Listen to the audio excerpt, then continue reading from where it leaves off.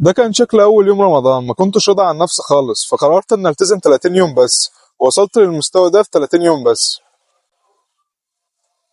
فتعالى لما أقولك إزاي وصلت للمستوى ده في شهر واحد بس. خلينا ناخدها واحدة واحدة. مبدئيا كده نظام تمريني خلال الأسبوع: يوم السبت كنت بلعب شيست وباك، والحد كنت بلعب دراع، والاثنين كنت بلعب رجل وبطن، والتلات كنت باخد راحة، والأربع كنت بلعب أبر، والخميس والجمعة راحة وبرجع عيد.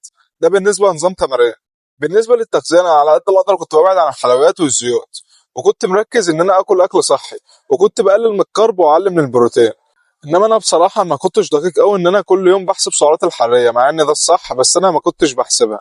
انا كنت بحاول ان ادخل جسمي اكل صحي، وبحاول ان اقلل من الكرب وبعلم البروتين، وبحاول على قد ما اقدر ابعد عن الزيوت والسكريات. بس هو ده نظام غذائي خلال الشهر. وكمان اللي ساعدني اكتر واكتر ان اوصل للمستوى ده ان كنت يوميا بعمل اقل حاجه 10,000 خطوه، وده اللي ساعدني. وكمان ما تستناش عشان تبدا وتاخد خطوه انك تجيب احسن اكل واحسن مكملات عشان تبدا. ده اكبر غلط. ابدا باللي معاك. فانت لو مستني انك تبقى جاهز عمرك ما هتاخد خطوه. خد خطوه لو صغيره، بس ابدا بالحاجه اللي معاك المتاحه معاك، ابدا بيها، وان شاء الله ربنا يوفقك يعني. وبس كده. ما تنساش تدعي لي بقى، ولو استفدت ما تنساش تعمل فولو عشان تستفيد اكتر.